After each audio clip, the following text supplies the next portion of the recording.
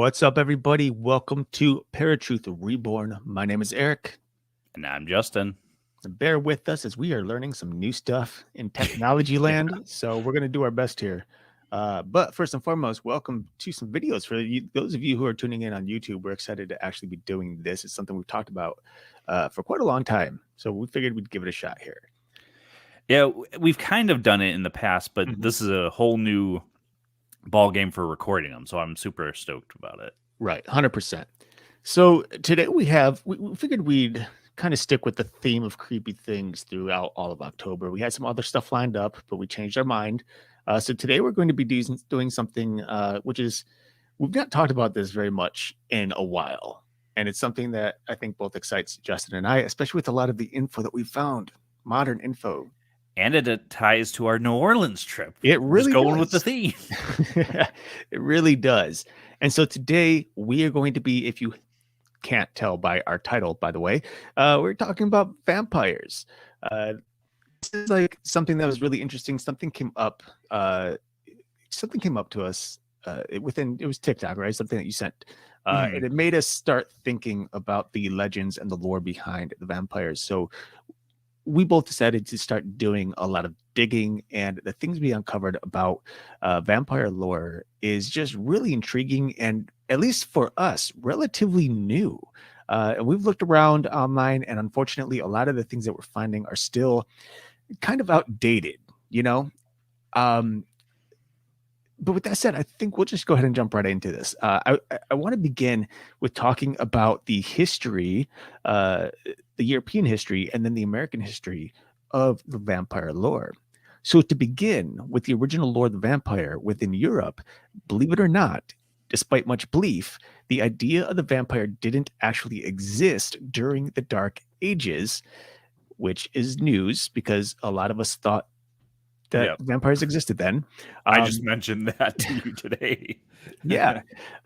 But in actuality, the vampire lore post-dates werewolf trials, witch hunts, and the demon-haunted Puritans. So think about that. It's kind of incredible to think of how young the vampire lore is compared to some of these other things that we've talked about over the years, all of us. Absolutely, yeah. Now, the concept of the vampire as an undead creature actually inflicting harm originated in Bulgaria around 1,000 years ago. Now, the legend itself was isolated among the Slavic people and not well known elsewhere in the world, if known at all for that matter. Now, the word vampire roughly translates to, and this is important, ghost monster. Now, this is important as early Slavic beliefs regarded the vampire as a non-corporeal or spiritual entity. And in fact, there was no lore to support the idea of a vampire turning people into other vampires, nor was there any lore regarding its thirst for blood. Big news. Yeah. Now, instead, it was actually believed that the vampire would wreak havoc by spreading disease among villages, and was often noted as being a ghost-like being that worked kind of similarly to rats. Now, for anyone listening, do you remember how the Black Plague of 1346 started? Well, so it also went wherever this vampire went. It would enter into a village, and disease would just spread and start causing all kinds of havoc and killing people left and right. Now, due to war, the vampire lore actually began to move west around 1686, which, take a moment to think about this, 1686 was 6 years prior to the infamous Salem witch trials. Now, if you've not listened to our episode on the Salem witch trials from many years ago, you should. It's one of our highest growing episodes, and we'll probably have to do another one pretty soon here. But considering the fact that this lore started moving west 6 years prior to the Salem witch trials really speaks volumes as to just how young the idea of the vampire really is in America. Now, the German-speaking peoples of the Holy Roman Empire gained control of Hungary and thereby took control of a Slavic population. Imperial troops learned of the vampire legend from Slavic peasants during the occupation. Soldiers carried the idea to cosmopolitan centers like Vienna and Berlin. And then from there, the vampire moved to Paris, then from Paris to London, then from London to the Americas. And the word vampire actually first appeared in English in 1732, which happens to be, Justin, pop quiz, a very famous person was born in that same year. George Washington. Ooh, you're so good. So now traveling east to west, in this case in the Americas, the vampires started taking on new features. And these are features that are more well known today, something that's more modernized. And those features include becoming a full-bodied, risen corpse. Today they're a little more lifelike.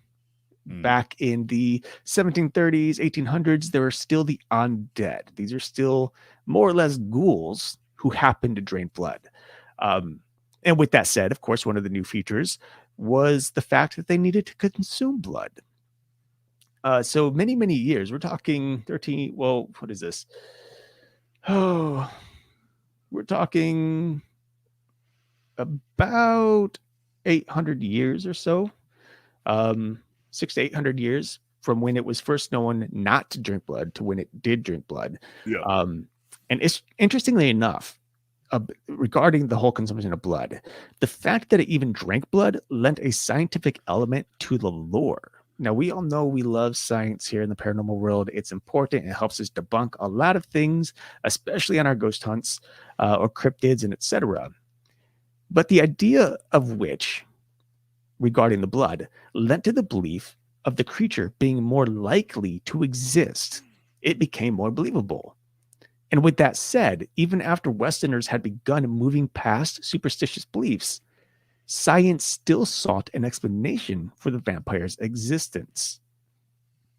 Now, in the 1700s, human blood was believed to possess medicinal qualities, and it was widely consumed as a medicine throughout Europe and the Americas by people of all levels of society.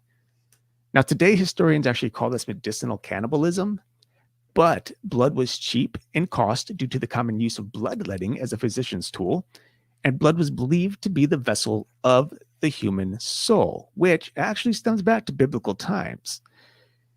Now, by imbibing blood, one imbibed life. So what better medicine than a liquid with a residue of a human soul inside for vampires to drink from? And hence, since that time, vampires have become more or less what we know of them today. These full-bodied, more or less lifeless creatures who drink blood in order to survive.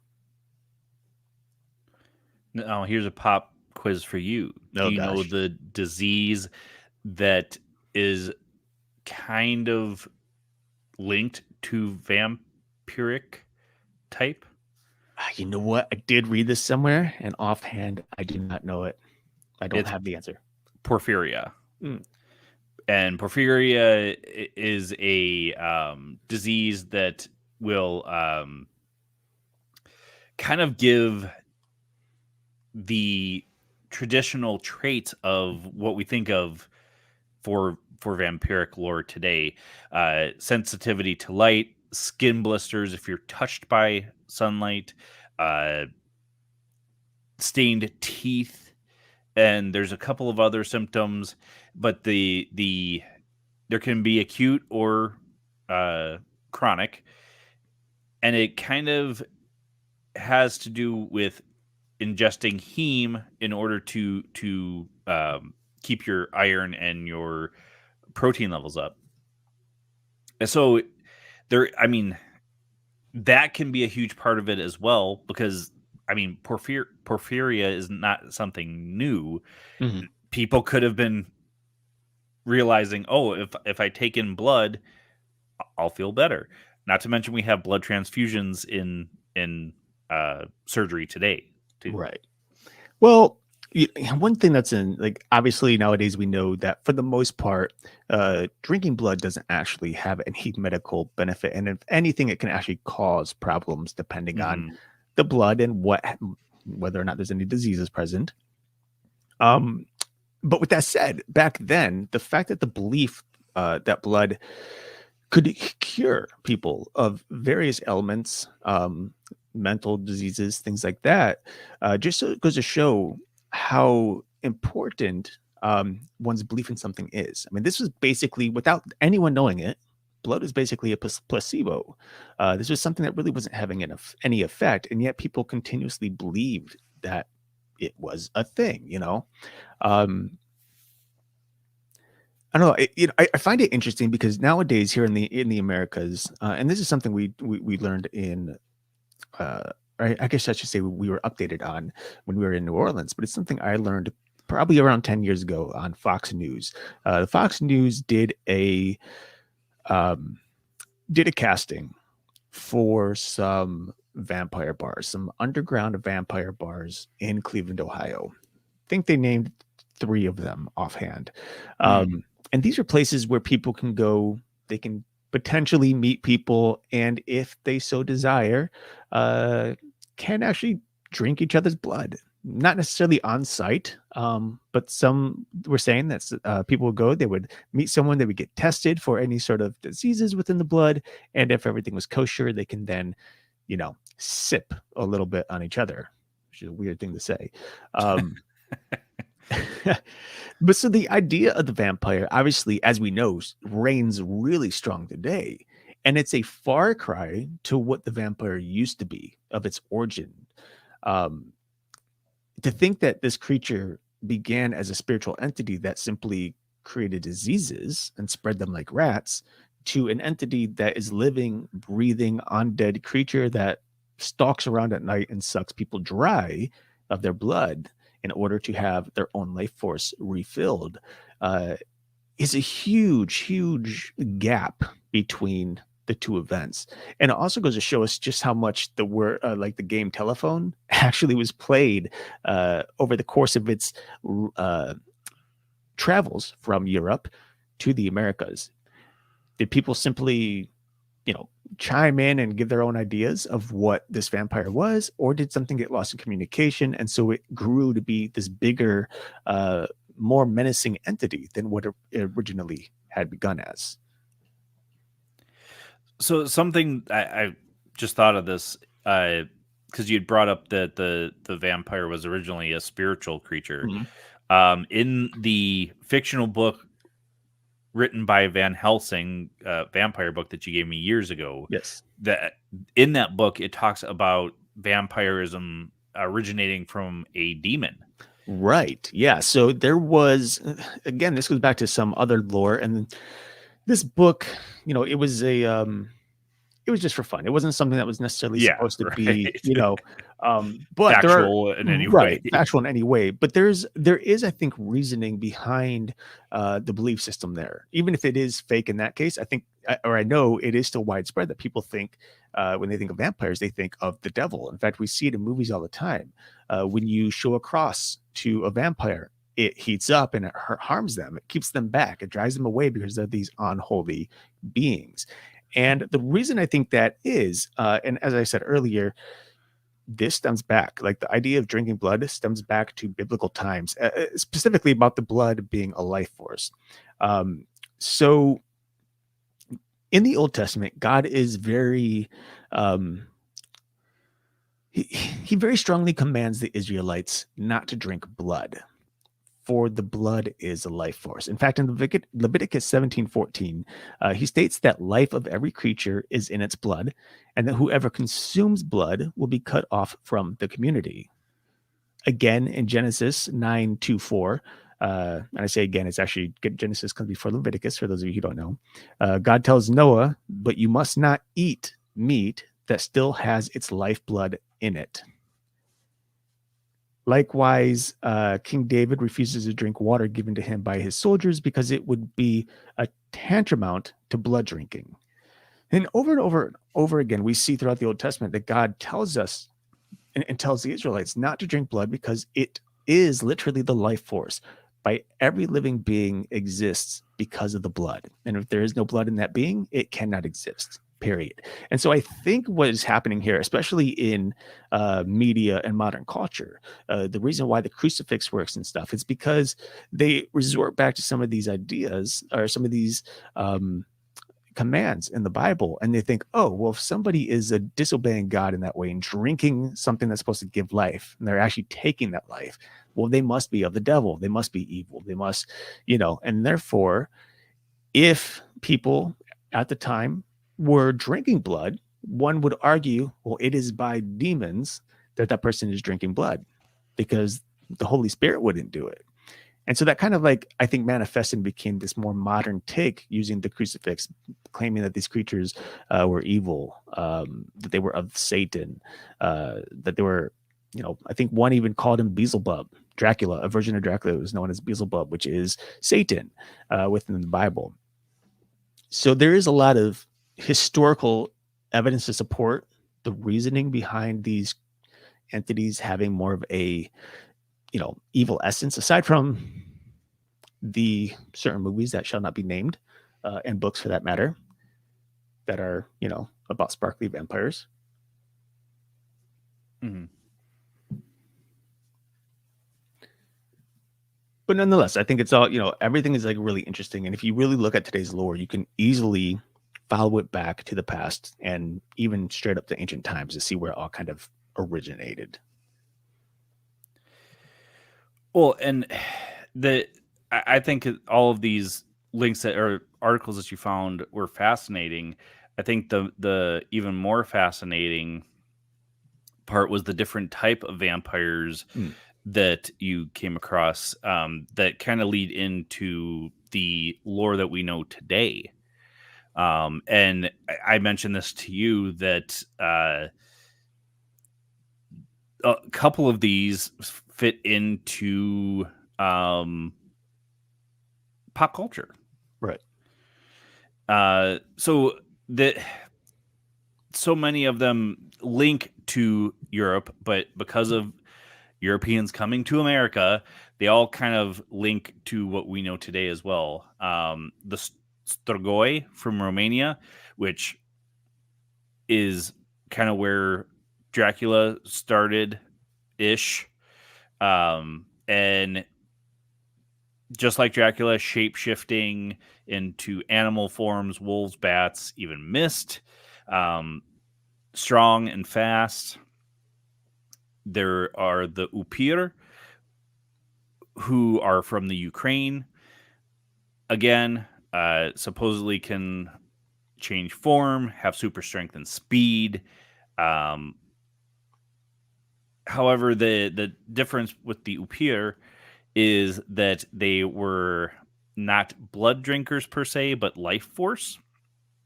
So more like is that more like a psychic draining?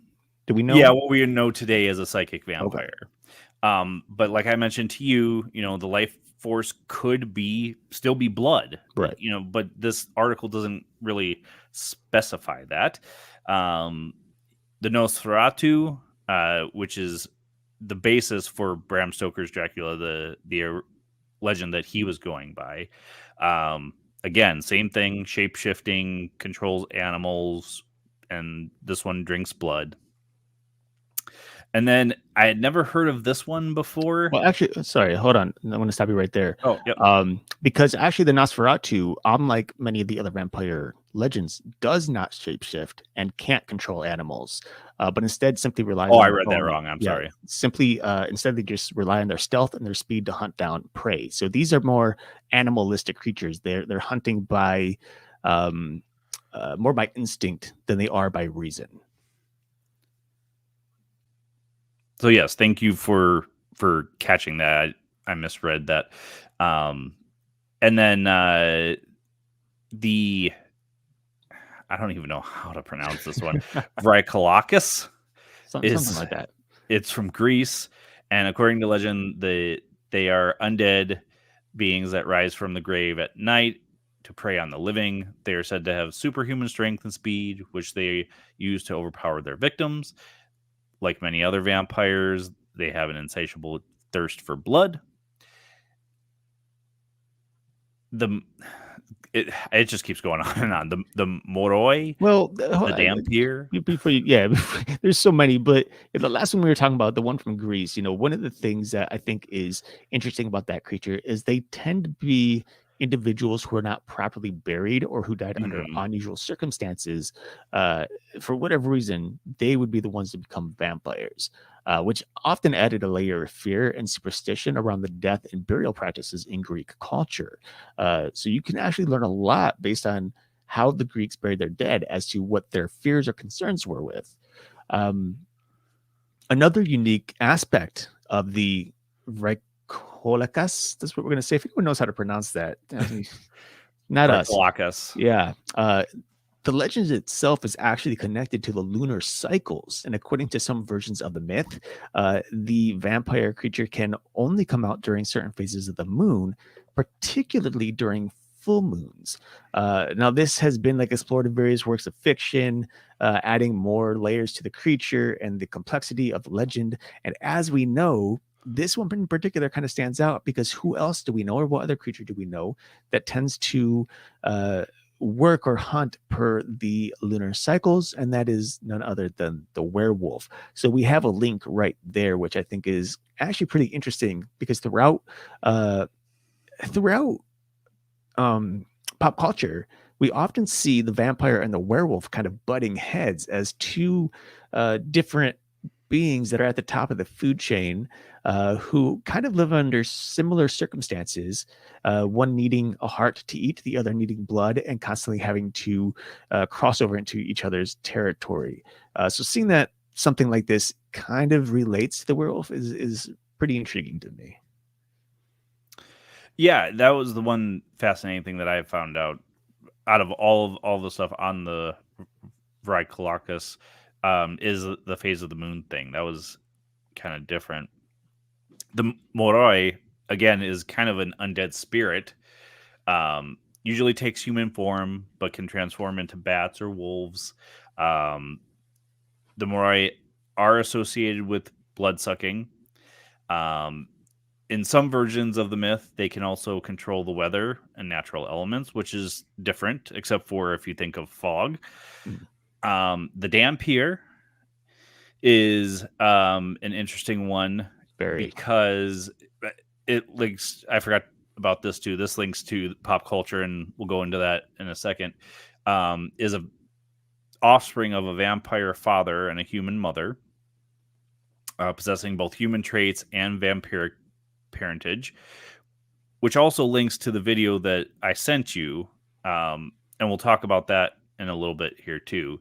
But the Dampiers are said to possess special powers that allow them to detect and hunt vampires, creating a unique role for these half human, half vampire creatures. So they kind of could be vampire hunters in a sense. Mhm.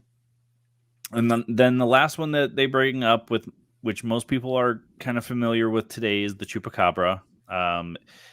It actually spans more than just Mexico, which I didn't realize. Spain, Portugal, Italy, and parts of the Mediterranean Sea region. And it's kind of looks like a hairless dog with spikes that kills livestock. The name Chupacabra roughly translates to goat sucker. And that was because, livestock, it was usually caught draining goats, but I believe, and correct me if I'm wrong, Eric, there have been cases where it's chickens and Mhm. cows as well. Yeah, there have been cases where people claim it was chicken and cow, and actually cows have been pretty common over in the west side, southwest of the United States. Um, but again, like a lot of this is the only thing that we, and of course this goes back to just the lore. No one's ever actually seen the chupacabra, but there's just this belief because the fact that these creatures are, they're not being ripped to pieces. They're often found with two little holes or a few little holes, and then the blood just completely drained of it. So it's really intriguing that this creature exists around the world, especially since here in the U.S., it's been hotly debated as to whether the chupacabra was actually a creature that escaped from Area 51 at some point, and therefore is actually considered more of a extraterrestrial as opposed to like a cryptid. Right. Was there anything else I missed No, you did on really that? good. Okay. Good job. um, but something that I had mentioned, I'd sent to Eric was this video on YouTube, or I'm sorry, TikTok, and he goes into saying that he is originally in his earlier videos that he is a vampire. He'll go as far as to show his fangs. Literally, they'll pop out and pop back up. Um, and he talks about that he was born like a human, so he would be a dampier, or dampier, however you pronounce that. Maybe. Now, the fascinating thing about that is he goes into huge detail about certain things, and we'll get into that in a few seconds here. But the Upir and the Dampier are in a show on Netflix called Hemlock Grove. I believe that was it the Upir that is more of a psychic vampire? Yeah. Yes. But in the show, both the Upir and the Dampier suck blood. And the Strigoi is in the show The Strain. And the fascinating thing about that is that the infection, if you will, is passed through these parasitic like worms that will turn somebody into a Strigoi. Well, there's also actually, to go along with pop culture, there's actually a movie on Netflix called Dampire. I don't know if it's a movie or a TV show. I've come across it a few times and I've considered it, but honestly, it was the first time I heard the word vampire, and I thought it was just like a comedy spoof. And I was like, I don't care to watch that. But now that I see it's actually, a legendary creature, maybe it'll be more exciting. Yeah. So, little pop culture fact and fiction for you guys. If you are ever at an event and they're asking questions for this, you might have the right answer now. There you go. Shall we go into what this gentleman in the video talked about a little bit? Yeah, I don't think we need to. Yeah, let's just talk about some of the theories here. We don't need to worry so much about what he specifically said, but I think some of the things that we've looked up is the pretty superstition. interesting. Yeah. So, I mean, obviously, there's a lot of vampire superstitions throughout history. I mean, how many of us know or believe that in order to stop and I'm not talking about like modern vampires, but just vampires in general. Think of the lore. Garlic, what does it do? It's supposed to expel vampires for some reason. Sunlight is supposed to harm vampires. Holy ground is supposed to hurt or keep back vampires. Like they can't walk into a church, supposedly. Vampires have to be invited into a house in order for them to, I don't know, either just enter or to have their midnight snack, if you will. So there's a lot of things that we are kind of pre-educated on via either lore that we've heard growing up or through our lives or through the pop culture, because obviously think of From Dusk to Dawn or really the movie Dracula or any other vampire movies. A lot of these superstitions are relatable and they're used to help keep these creatures back. In fact, Salem's Lot, one of Stephen King's most famous books, uses sunlight, the cross, and stakes in order to kill the vampires that overrun the town. So this is very, very common. However, some things that we learned, and these are things that are more interesting. So I want everyone to listen with an open mind and maybe give us some of your thoughts on it. But the first one is the idea of garlic. Now, we know, or we believe, most of us, that garlic can keep these ancient vampires, I want to say, at bay, right? These true monsters. However, there has been a argument that maybe we were lied to by vampires and to enable us to eat garlic more often for the benefit of the vampire. And the reason being is that it turns out garlic is a natural blood thinner. And so if you're eating garlic on the regular to keep vampires at bay, and yet the vampire bites you still, that blood won't clot as easily and it'll flow much more smoothly, likely draining the body quicker and smoother than what it would be if someone maybe wasn't on a blood thinner. It's also a natural antioxidant as well, so it will help with disease, which in most lore, you're not going to find that a vampire is worried about that unless for some reason their immortality is kind of fantasized, if you will. Mm-hmm. No, for sure. Another one is harsh sunlight. Now, sunlight is one of those things, as we know, it's supposed to hurt a vampire on impact. As soon as they step into light, we're known that their flesh burns up, they turn to ash, et cetera, et cetera. But what if vampires spread the superstition of sunlight in order to help people feel more safe, more willing to go out of their house and walk around, maybe in more secluded areas because there's sunlight there? Places where maybe a vampire who is actually immune to sunlight can easily pick them off in broad daylight by themselves. And like I said, who knows? Maybe that particular lore also came from the Porphyria situation. That's true. That is very true. I mean, it would take a lot, in my opinion, to call somebody a vampire just from Porphyria today, because we have much more technology today, but all of this stuff was not done recently. So Right. No, for sure. And and I think another part of it, like in regards to the lore, the originally, I mean, aside from it being a spirit, so let's move a little further into, or a little closer into modern history. And as it moved, the story of the vampire moved west. We know that it went from a spiritual creature to a more bodily creature, something that takes real form. And so the dead, much like a ghoul, would arise at night primarily. And when we think of some of these entities who are more or less lunar bound, then one can argue, well, we only see this creature at night. This creature only exists in stories at night. Therefore, they must be a night creature and cannot exist in the day. And I think one element that we can think that kind of like help sync that together is the idea of nocturnal animals. Now, we know that there are nocturnal animals, obviously, raccoons, cats, owls. These creatures tend to stay hidden during the daylight most of the time. But when they do come out in daylight, their eyes the light's just extremely harsh to their eyes. It kind of blinds them a little bit. And so they try to avoid it at all costs because it kind of interrupts their natural ability to see and hunt. And so likewise, if a vampire is coming out at night only, then it's reasonable to think that it cannot step out into the light without affecting it in some way, some negative way. Right. Well, and all the more reason for if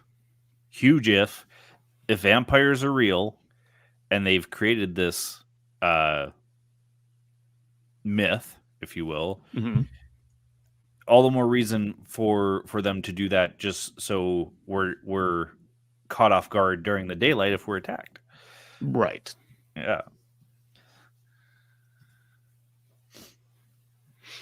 Sorry, I was looking at something else. So the next thing that we want to talk about is actually the idea of invitation. Now we see invitation a lot in vampire movies, especially in old vampire movies, Dracula in particular, where a creature of the night has to comes to a window or a door and cannot stop in without first being invited by the person inside the house. Now, that is something that's a little interesting. Like, it's kind of intriguing to me to think that if this was a piece of lore that was fake for whatever reason, there's only two things I can think of or one thing I can really think of. And that is the idea that these vampires have some sense of moral code, if you will. You can let your guard down in your house because the vampire cannot enter your home without you first inviting it in. And we all know you're not inviting it in unless you're under the influence of said vampire. And so I think what's interesting about that is that people could potentially let their guard down in their home, relax, let their hair down, maybe expose their neck a little bit, if you will, um, only to have this vampire come in with a predatory attack out of nowhere and drain the person. Um, now, again, this idea of invitation, I think, is much more established in pop culture than it is in historical records. But nonetheless, I think it was supposed to give, especially through Dracula, it was supposed to give this idea of a suave, rich person who has not only a moral code, but has a significance in his existence, in his own existence. He's higher above everyone else. He's the top of the food chain. So it would only make sense that he'd be a gentleman and a scholar and an honor and get along with everybody and be respectful to people. Because in reality, he doesn't want to kill everyone. He just wants a quick snack and then he's out. Of course, that snack can often turn into a new vampire, which is also good for Dracula, I suppose, depending on who it is. But yeah, that's something else to consider is like, how do vampires even change people in the lore? And that goes to something very similar to rabies. It's more so in the enzymes of the saliva that could potentially change a person into this vampiric creature. Well, it was also just common courtesy back in the day. You didn't walk into somebody's house until they invited you in. There is a little bit of lore about being invited in because there's kind of this veil in a home, spiritual veil, if you will, that you cannot really cross without being harmed unless if you're invited in by the master of the house, whether that's the man or woman of the house, and then you can pass through freely. Okay. It's not kind of commonly known anymore, but it was back in the day, yes. Okay. Well, now with all that said, and there's plenty of other lore out there that we can probably sit here and just go over and debate and argue, whether or not wooden stakes actually kill a vampire. Let me tell you something. I think a wooden stake is going to kill anything that you put, if you're putting it in its heart. Well, yeah, especially in its heart. I mean, and if that's the case, anything will do it. I think the wooden stake is one of those things that I always found really interesting because, like, why wood? Like of all things, why wood? It's going to puncture the heart, just like a steel rod would, just like a knife would. In fact, in Dracula, many people might not know this. How does Dracula die? Do you know, Justin? In the movie or the story? In the book. How did they kill him ultimately? I believe what is the woman's name? I believe she's the one that stabs him through the heart. Okay. Yes, but no. But let's I'm talking more so in regards to what they use to kill him. I don't remember. Okay. They actually use basically a Bowie knife. So just a plain old steel Bowie knife that they drive through his heart and he dies. Now, of course, that's Dracula legend, but Dracula is one of those stories that was really manifested everything that we know about vampires today. That was written in the 1800s. And so a lot of the lore that we have stems from Bram Stoker and his story. Now, with that said, again, we've seen many things change. We know Buffy the Vampire Slayer was all about wooden stakes. Many Dracula stories were wooden stakes. Then we get into the Underworld series and we start seeing bullets and silver that kill vampires, silver bullets in particular, much like the legends and the lore of werewolves. So again, we're starting to see some cross references here in which those two creatures once again meet. But yeah, the only thing I could think of in regard to wood, and I think it would have to be sanctified wood, either like a holy wood of some sort, or wood that is carved out of the vampire's own casket or original casket that he was first, before he became a vampire. Somebody dies and then they come back as a vampire. I think that is in the lore, actually. Okay. That originally it had to be from the coffin of the vampire. If I'm not mistaken, I could be off, but I remember hearing that before. Okay. All right, so now with all that said, I think one of the big things we need to really touch base on here, because it's probably the one thing that's been lurking in the shadows this whole time, even though we've talked about it, is the idea of the vampire drinking blood versus eating food. it's a weird thing to consider. Why blood? And I know we have, this whole superstition, or not even superstition, but the biblical or ancient belief of the blood being the life force, and therefore this Mhm. creature, because it's dead and is lifeless, it has to have a life force in order to nourish itself. Why not just eat anything that has blood in it, let alone just drinking blood as is? And it's undead, not dead. I'm sorry, undead, undead. Um, well, as we know, there are quite a few creatures within the world that we know of that actually drink blood. Mosquitoes, those itchy little buggers when they bite you. I hate those things. Ticks, I hate those too. I've been bitten by 3 of them. Leeches, I've seen them. Thank God I've not been touched Yeah, by never them. been touched by them. And lampreys are just a few of those animals that actually suck blood.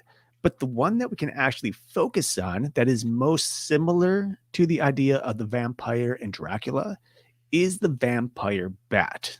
We all know the vampire bat. We know this is a creature that literally drinks blood in order to live. But what a lot of people that might not know, I should say, is that the vampire bat actually only survives on blood alone. It doesn't eat anything. It doesn't eat bugs. It doesn't eat fruit like other bats. It drinks blood only. And I think the main distinction of being one of the only mammals who survive entirely on blood and how they've managed to do that has been a big source of interest to the scientific community. Now, here's some details on the back, because I think this is really interesting, and it could help us to understand the lore of the vampire or even the scientific aspect. If you remember way back at the beginning of the episode, I had said that even though the Western culture, the Americas especially, were starting to drift away from superstition, there was one that held on, and that was the vampire, because science was intrigued by it and they wanted to understand the existence and the possibility of these creatures. And the vampire bat really helps us do that, because there are morphological adaptations like sharp teeth and enzymes in the saliva specialized for numbing prey that are critical to the success of the creature gaining blood for food. Now, important is that the adaptations going on inside the vampire's bat, or inside the vampire bats, is really what makes the creature unique. Uh, there was research published in the Journal of Nature, Ecology, and Evolution, which suggests that vampire bats adapted a specialized microbiome, which includes hundreds of important bacterial colonies, enabling them to survive on blood alone. But the thing is, blood isn't very nutritious. It doesn't have very many vitamins. It's pretty low in protein, and it's very difficult for the kidneys to process. And so the bacteria in the vampire's bat's microbiome helps bridge the gap by synthesizing vitamins the bats don't receive from their diet and breaking down proteins. So, with that in mind, we can kind of argue that if vampires do exist, well, there's a scientific explanation as to why they might drink blood and can only sustain themselves on blood. And it's through those microbial colonies, which would have to be very much existent within their bodies in order to do so. The interesting thing about that, after I read it, another pop culture fact is in the Dresden Files, um, the vampires of the Red Court have an enzyme in their saliva that kind of drugs people, Mhm. makes them more susceptible to just letting the vampire drink their blood. And if they're drinking, the saliva's obviously going in the bloodstream as well. You're not going to necessarily be turned just by biting them. They may not, in the Dresden Files, anyways. And you may not die or you may not be turned. But that's what fascinated me about this article, was because I'm huge into pop culture. You all probably know that already. But to see that the vampire bat has the numbing agent in it could be kind of where the author of the Dresden Files kind of got that particular lore from. to add into his story. For sure, for sure. Um, I think I got some more unique facts here that are very interesting. I think that help us to, if a vampire actually exists, the ancient vampires that drank blood, um, they have to be able to sustain energy, and they need to be able to sustain that energy through blood alone. So we need to start thinking about, I mean, aside from the microbiome helping them, various vitamins that they would need, the amount of calories they would need in order to process their metabolism, things like that. And so, just for reference, blood has about 700 calories per liter, and there's roughly 5 liters in the average adult human body. Now, that means there's plenty of calories for a single person within a body, about 30, or within blood, I should say, of a body, roughly about 3,500, which can keep them going pretty much for the entire day. But that also requires drinking 5 liters or 1.5 gallons of blood in a single go. Now, the human stomach can distend to about 4 liters when it needs to, but it would be very uncomfortable. Think about that Thanksgiving dinner you had, right? You eat one too many plates and you're feeling pretty full. So drinking 1.5 gallons of blood, you're probably going to not be feeling very well. And one thing we need to consider is that this vampire, based on lore, isn't actually a separate creature from humanity. It is technically still human, has human functions, human body, a human mind. It's just the vampiric aspect of it that has changed, going from a normal human to this creature of the night. Now, the average vampire would perpetually walk around with this blood in their belly, just uncomfortably. And that wouldn't make much sense. They wouldn't be doing very much. They'd go out, have a drink, and then just sleep the rest of the night. But vampires could easily survive on a couple meals a day. So like 1.5 to 2 liters of blood at a time. This would be more comfortable, and they can more or less get 3 meals a day, maybe a couple snacks in between, and sustain their energy throughout the night and while they're sleeping. However, the idea that their metabolism would be like ours is probably improbable. In fact, it's likely that a vampire's metabolism would be much higher based on its overall changes to its body, I guess. Consider the vampire bat's weight is an average of 34 grams, okay? And they are required 20 grams of blood per day to survive. Now, vampire bats' metabolism is so fast that they'll actually die if they miss more than a couple of meals in a single day. Now, 20 grams represents about 60% of vampire bats' total body weight. So if a vampire had to drink an equivalent amount of blood to survive, they would need roughly 95 pounds of blood every single day. And being that blood makes up about 10% of a person's total body weight, and therefore considering every one vampire would need 6 people to drain every single night, that vampire who has a lifespan of, say, 500 years would consume roughly the blood of over 1 million people. And if we're saying there's more than one vampire in existence, that's roughly the end of humanity. Not to mention the idea that vitamin D could be difficult to get, vitamin C could be difficult to get. In fact, blood would only give you about 25 milligrams of vitamin C if you were to drain an entire body. But the human body needs roughly 45 milligrams per day. So it's hard to say that these creatures would actually be able to consistently live and hunt on a daily basis without making the world aware and without simply drinking every couple minutes. Well, and to add to that, I mean, there's plenty of humans that don't get their daily vitamin C, D, B12, all of that. Right. So it's probably their blood probably has even less than what the normal human body has. Right. Or at least what the human body should have. And you brought up the metabolism thing. If they have the abilities that are in the lore, superhuman speed, superhuman strength, maybe not transforming into animals, because that would be, in my opinion, outside of vampire if they're humans. Right. Anyways, In that case, you're moving from a corporeal, human-like entity that drinks blood to a supernatural entity that right. lives outside of the bonds of humanity. It makes a lot of sense what you were talking about is if they are like humans and their metabolism is very much like humans.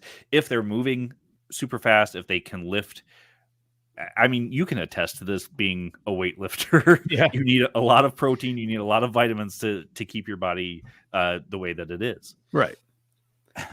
So that entire article fascinated me as well, because just learning the enzymes thing, the microbes that help a vampire bat process the blood so that it gets everything it needs, and then going into, well, if vampires do exist, this is what they would need in order to survive if they're only surviving off of blood. Right. So in your mind, reading through this stuff, would it be possible in your mind that vampires truly do exist outside of the supernatural stuff? Outside of the supernatural. In regards to the myths, the lore, I would say no. It's just not probable based on the science of it. Now, that's not to say somehow it evades scientific reason altogether. But if we're going based on the idea that this is a human or a being that was once human who became a vampire, who has no special abilities to change or do anything that is supernatural, but still has to only survive on blood alone, chances are, based on the metabolism and the science backing it, they just simply would not be able to. They would probably die within the first couple of nights of being a vampire because they wouldn't be able to find enough food. If you consider that, the amount of 6 people a night, right? 6 people a night, even if they were to kill animals instead of people, eventually livestock would die out in whatever region that they're at, and they'd have to move on. And we'd be seeing that over and over and over again throughout the world as these vampires move. And then to consider there's probably more than one vampire, well, that number becomes a lot bigger and it increases a lot faster. So in regards to those vampires, I say no. I don't think they exist. We'll take this into account. What if this vampirism is a type of infection and gives them the same, I shouldn't say same, similar microbes that a vampire bat would have? Well, even if they have the same microbes, they would still have to drink an enormous amount of blood every night. I got you. You're still thinking, if the science is correct, you're still thinking about 6 people per night in order to survive and keep your energy up. Yeah. I mean, I want to believe vampires are real just because I love the vampire and werewolf lore. For sure. 100%. I'm there with you. But at the same time, it's just like, and even though there's individuals who come out and claim they're vampires, they try to show us things like the person on TikTok that you were talking about, or Instagram or Facebook or wherever they're at. The simple fact is there's still no proof. There's no proof in the pudding. It's just one person's word that, they're sharing on a platform which has AI generated in it. And so someone showing their things, that could be easily done through just a little bit of CGI. You probably don't even have to do much these days anymore. But on top of that, if the entities were real, if vampires are real, we'd have a lot more information on it. Now, that's something that we did learn, which is interesting in New Orleans, is that the Catholic Church actually had imprisoned vampires at one of the churches down there. And even to this day, those vampires are still existing within the church, but the church itself is closed down. No one can go in. But they claim on, was it 3rd floor or something? They have multiple vampires chained up. Where they're, I don't know if they're just in prison or they're testing them or what, but this is something that the Catholic Church at one point was kind of adamant on, that these creatures did exist. Now that's to say something. I don't know. I don't believe everything the Vatican says. Right. I was going to say there's a lot of things that I mean, Catholic I don't Church believe our says. government and the Vatican Church is stronger than our governments. So Right. Yeah. And Erik tried to get turned unsuccessfully I while did. we I were in did try, Orleans and too. it didn't happen, which means likely they don't exist because I did everything I could. More so, we didn't get into places where So that would have been we don't. possible. We can leave things out. We don't need to tell people everything. Leaving out facts. I don't think that's what Paratruth's all about. No, but that's what lawyers do, and in this case, I'm defending myself. All right. Anything to add before we end for the day? I would say that definitely, as you're listening to this episode or if you're listening to it again at some point in the future, really take a moment to do some of the research yourself and see what it is we found. And we'll post our links with this episode as well, so you guys can click on those, check out those articles. But there's plenty of articles out there. On top of that, despite the things that we shared, both in terms of lore and science, I think it's important for all of us to keep our minds open and aware, because there's a possibility that all of this science was developed by vampires to make us believe they don't exist. Very valid point. Same thing can be said about demons and the Anything. devil as well. Yep, all of it. Well, with that being said, we've got a Halloween finale, as we always do every time October rolls around. So stay tuned for that, folks. We've got a lot of great stuff planned. And that's pretty much it. Until next time, my name is Justin. And I'm Erik. Peace.